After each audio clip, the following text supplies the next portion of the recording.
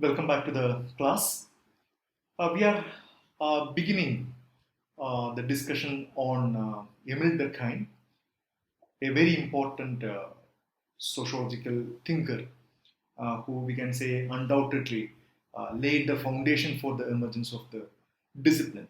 So these are the three people, Karl Marx, Emile Durkheim, and Max Weber. These three intellectuals or these trinities are considered to be the most significant scholars who shaped sociology in very distinct way. So, Emile Durkheim, as when we discuss the subsequent sections, you will realize why that Emile Durkheim, a French sociologist, is considered to be such an important figure, and why that many of his arguments, his substantive contributions, are considered to be something so pivotal in the foundation as well as subsequent growth of the discipline. So in this class, it's an introductory session. We are trying to understand Emile Durkheim, his life, a very brief introduction to his life, and most importantly, the kind of intellectual influences of Emile Durkheim. Who are the people who influenced his thinking? What was the kind of socio-economic and intellectual atmosphere during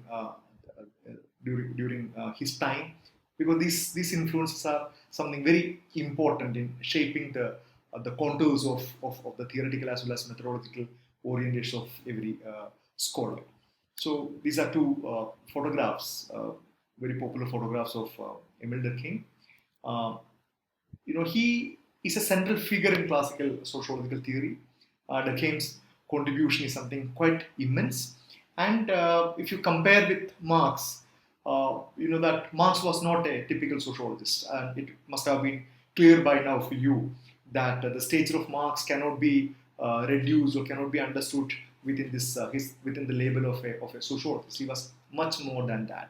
I'm not going into the detail, but in comparison, almost every other sociologist whom we are going to discuss, whether it is Max Weber or Emile Durkheim or Mead or whomever we are going to discuss, they were all kind of more the typical sociologist in the confined sense of the meaning. They were academics, they were professors in some of the most famous universities. So they limited their sphere of interest only within that of academics. Unlike Marx, who had a much larger life, much larger engagement with the life, and so in that sense, Durkheim was a sociologist. His intellectual influence, his intellectual inquiries were confined within the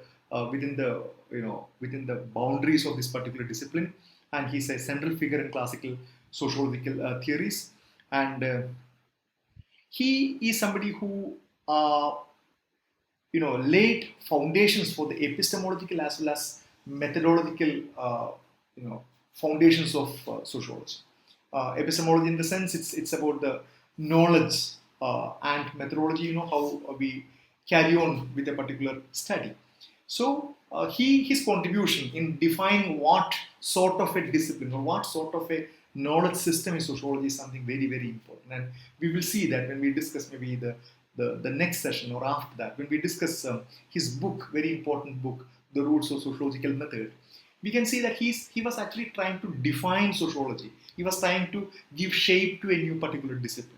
He was trying to establish a new particular discipline with very specific focus, with very specific definition that these are the purviews of this particular discipline. This is its subject matter. It looks at these are its areas of interest. This is the subject matter, and this is the way it is different from psychology. This is the way it is different from philosophy. This is the way it is different from other disciplines. So he played a very important role in establishing the epistemological uniqueness of sociology. And also, he played a very important role in defining a particular methodology for sociology. And he was a positivist. He believed in positivism. He believed that sociology has to be treated as a science. And he also believed in the overall argument that you can study society using scientific method, the way scientists use science to understand the physical or natural world. And so along with these two aspects, he shaped the discipline in very distinct ways. Along with that, his contribution to the substantive themes within sociology is also something quite phenomenal. He has, if you look into some of these themes, like as he has written extensively on religion, on social facts, on education, on law, on suicide, division of labor, ethics, social change, and a host of substantive themes within sociology has been benefited by his theorization or his intellectual enterprise. So in that sense, his contribution is something quite immense. Now, very brief biographical sketch. He was born in Epinal in France, and he was born into a Jewish family. He, his father wanted him to become a rabbi, but soon he lost all the interest in religion. He was influenced by quite a lot of philosophical arguments that took a very critical position on religion, and he later became a kind of an agnostic, completely moved away from the conventional religious settings of a Jewish family, and then became very radical in his argument. And later admitted to École Normale Supérieure, one of the most prestigious graduate schools in Paris, considered to be a very elite place in Paris. And later he joined University of Bordeaux, where he wrote the division of labor in society, the roots of sociological method and suicide. So exactly in this University of Bordeaux, that he establishes the kind of the discipline of sociology as a unique discipline, as a distinct discipline. And this division of labor, this book, is his doctoral research, where he establishes a very unique argument, a very unique understanding about, a very unique approach towards studying society, a very unique approach towards studying social change. And of course, this rules of sociological method, it's a canonical text for sociology, which lays down the foundation of how one should methodologically understand the discipline, or what should be the kind of methodological protocols of the discipline. And of course, his very famous study on suicide.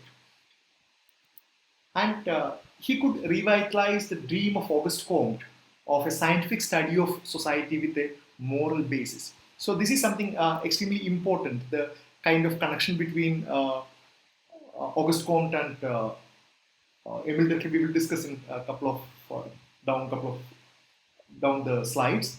But if Auguste Comte had a dream of making sociology as a science of society, especially with a kind of particular moral basis, we could say that he could revitalize and he could even establish it to a large extent. He succeeded in establishing the discipline as a distinct discipline. So he got even the name of this university, the department of Sorbonne, changed into that of a department of sociology as well. So he became a professor of sociology at University of Sorbonne in 1913, one of the first full professorships in sociology.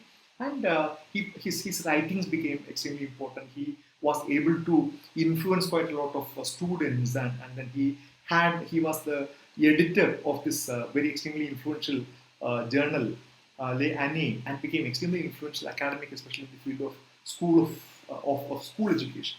And he was able to create a set of scholars and students, and his intellectual companion, and then became a very predominant figure in the French intellectual circles, and passed away in 1917 at a relatively young age of 59. And it seems that his World War I had took a toll on him. Many of his students, very promising students, were killed in the battle, and his own son, who was also emerging as a very important sociologist, was also killed. So the king became quite dejected, and he lost interest in his academic endeavors, and then passed away prematurely at the age of 59. So let us move on to the intellectual influences. Who were the people who influenced Durkheim, and what were the kind of very specific set of ideas that he borrowed from these people, and what were the aspects that he was critical of these people. And as I have mentioned several times, no scholar creates a set of ideas without any influence, isn't it? It doesn't really happen that way. Every scholar who creatively engages. Every scholar creatively engages, very critically engages with the kind of current important academic or intellectual currents of his time, intellectual thoughts of his time, and that engagement, that critical or reflexive engagement, gives rise to new arguments, new theories, new refinements, and kind of different arguments. So Durkheim also was able to put forward a whole lot of new ideas because he very successfully, very critically engaged with a host of people who had contributed to the discipline of sociology and social philosophy before him. So Durkheim's work represents the culmination of the French intellectual tradition that began with the Enlightenment. We had a brief discussion in the beginning of the course where we discussed the role of French Revolution and people like Montesquieu and host of others who played a very important role in bringing up a very revitalized philosophical discussion about the role of society, role of individual, role of state, and a host of other things. So he was also heavily influenced by French thinkers, English and German scholars. So being a scholar of his repute, of his caliber, it's quite natural that he very critically engages with the people around him. So one of the important scholars who we need to identify is Montesquieu. Montesquieu being a French sociologist. We had a brief discussion on Montesquieu in the earlier, in the initial classes of this course. So Montesquieu marked the beginning of the French intellectual line that came to a climax with Durkheim. So there are quite a lot of observers identify this as a particular intellectual tradition starting with Montesquieu and then ending with Durkheim in very various unique manner. And because he was an empiricist concerned with the actual data rather than the speculation about the essence of humans and the ultimate origins of their society. So we saw that when we discussed Montesquieu. Montesquieu really represents a very important transition from philosophy to that of sociology. A philosophical inquiry, a philosophical engagement, preoccupation, which thinks about or which think about about abstract ideas, about philosophical ideals, into that of a more empirically based social scientific orientations. So Durkheim was heavily influenced by that argument that you can deal with the data, you can deal with the actual historical epochs, you can look at the society as an empirical entity, and you don't need to always think about abstract ideas like essence of humans or ultimate origin of the society. So you need to make a transition from a philosophical, metaphysical understanding into that of a sociological analysis. Montesquieu was also the first to recognize that he believed that the morals, manners, and customs and the spirit of a nation are subjected to scientific investigations. Something quite interesting because these things, the questions about morals or manners or customs and the spirit of a nation are subjected to scientific investigation. And for example, what does somebody mean by the argument of the spirit of a nation? What do we mean by the term spirit? So we will see in the subsequent discussion in the couple of lectures down the line, we will see that he was heavily intrigued by the question of social solidarity, or in contemporary parlance, social social integration. What holds society together? Why that the people are having a sense of attachment or a sense of belonging to this particular society? So the questions about the kind of a spirit of nation. And he also believed that the kind of morals and manners and customs which are not tangible, which are non-material aspects of culture, can be studied in a scientific manner. They can be treated on par with a host of material culture. So this is something very important influenced by Montesquieu.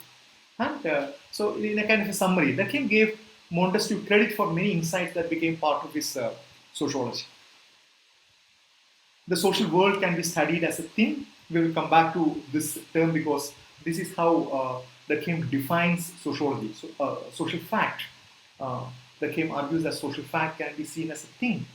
And it is best to develop typologies. You will see how, you have already seen how Montesquieu develops different ideas about different types of society, from tribal society to military society. So Durkheim was also heavily influenced by that. And we will see that when he discusses about societies characterized by organic solidarity and society characterized by mechanical solidarity. And it is necessary to examine the number, arrangement, and relation among parts in developing these typologies. So, how do we characterize these typologies? How do we distinguish a tribal society from that of an industrial society? Montesquieu had a protocol, and that was something had a significant influence on Durkheim's scheme of things as well. It is important to view law as an indicator of broader social and cultural forces. Very, very fascinating argument we will come across when we discuss this argument about division of labor. That the kind of law that exists in a society, it tells you a lot more things about that society. It tells us a lot more things about the kind of division of labor. It tells us a lot more things about the role of religion in that. It tells us a lot more things about the kind of social integration in that. It's just a beautiful argument when Durkheim talks about the transition from a restitutive law to the transition from a retributive law to that of a restitutive law. And it is wise to employ both causal and functional analysis. I will come back to this point later when we discuss division of rules of sociological method. I will come back to this point. But to make it very clear, both Montesquieu as well as Durkheim makes a distinction between the cause and the function. Okay? So what is the cause of a particular social phenomenon? And this cause could be, or cause has to be seen as different from what it does. Or in other words, you cannot explain, or you must not explain a particular phenomenon on the basis of what it does. Otherwise, it could lead to what is known as teleological issues. Now, another important scholar is Rousseau, Jacques Rousseau, and Durkheim gave Rousseau credit for the insight that society comprises a moral reality. It's a sui generis that could be distinguished from an individual morality. And this is an extremely important argument. Durkheim argued that society, influenced by Rousseau, he argued that society is a separate entity. It has to be seen in its own right. It's not a derivative. Okay? Society is not something that comes into picture when a group of people come together. Okay? And it has to be distinguished from an individual morality. It has its own morality. It is sui generis. It comes into being of its own. We will discuss these things later when we discuss his idea of social fact. But Durkheim was heavily influenced by this argument that society constitutes an entity in itself which needs to be studied on its own worth. It is not a derivative of something else. And Durkheim viewed Rousseau's discussion of the natural state as a methodological device that could be used to highlight the pathologies of contemporary society and to provide guidelines for the remaking of society. Here we come across a very interesting position that Durkheim takes, something similar to Comte. Durkheim believed that a completely neutral sociology, okay, which does not tell what is good and what is bad, is of no use. That's what Durkheim believed. Durkheim believed that by studying society in a scientific manner, you must be able to distinguish the good from the bad. Okay, that is why he is able to use this term pathology. And this term pathology, I don't think that any sociologist would, in the current times, would use this particular term, because it means that society has a natural setting, okay? a natural setting, and a particular state of the society can be seen as pathological, because this pathology is heavily influenced from medicine. Pathological labs. When a virus attacks you, you consider it as a pathological situation because that is not normal. So this idea of pathology, it presupposes that something else is normal. And Durkheim stood by that argument. Durkheim argued that certain state of society must be seen as normal, and certain other aspects of society, or certain other transformations of society must be seen as pathology. For example, he argues if the crime rates of a particular society is too high, then it's a pathological situation which needs to be addressed. So he had this very strong moral take on that. He did not claim to be very dispassionate, analysis of that. He believed that sociology will help to establish a moral, a moral, a kind of a righteous position, righteous understanding about how a society should be. And most of the sociological theories later will not do that. And the question of social order, how is the society bound together? And this is another very, very fascinating question. How is the society possible? A society comprising of hundreds of thousands of people. It works more or less fine. So what holds this society together? What is the kind of binding factor? Why that people have a sense of belonging to that? Why that people are many times even ready to lay down their lives? Why that people are ready to sacrifice their lives for that? So what is the kind of a mechanism which cements this kind of sentiments? And how does society achieve that? And these are some of the very fascinating ideas of Durkheim which we will discuss later. So in a nutshell, Durkheim borrowed many ideas from Rousseau. Some of his central concepts about social pathologies, anomie, egoism, and the forced division of labor owed much to Rousseau's work. Durkheim's vision of society as integrated by a strong state and by a set of common values and beliefs reflected Rousseau's vision to eliminate these pathologies. So, just like Rousseau, Durkheim also believed that there is a state of nature, and Rousseau also inspired Durkheim's desire to use schools to provide moral education for the young and to rekindle the spirit of commitment to secular society that people once had towards the sacred. So, they shared quite a lot of these similar ideas, commitment to secularism, secular ideals, and not being influenced by religion, the importance of schools, and all these points. At the same time, he did not share Rousseau's complete trust on the state. Rousseau had placed so much of importance to the state because he believed that the state is capable of establishing some kind of order, and Durkheim did not agree with that. And coming to the connection or the influence of Auguste Comte, of course, the idea of positivism, which we discussed elaborately when we discussed Auguste Comte, the argument that you can use scientific methodology to understand society with its different protocols, and the idea of organic analogy, the kind of argument that you can make a comparison between a human society and a living organism, and that tells you a lot of similarities between the way a living organism and a human society are structured. The idea of a structure and function are from there. And then the argument of statics and the dynamics for Comte, the most fundamental the fundamental objective of sociology is to study these two things: social statics and social dynamics. How is the society is able to maintain itself, maintain the social order or equilibrium? At the same time, how is society able to change? So a combination of these two are the important focal points of Comtean sociology, and Durkheim also agrees with that. And idea of social progress and role of sociology. So Comte believed that sociology is the science of society. So once you study the science better, society better through science, you will be able to make a better society. You'll be able to make it as again the progressive one, and Durkheim also believed in that.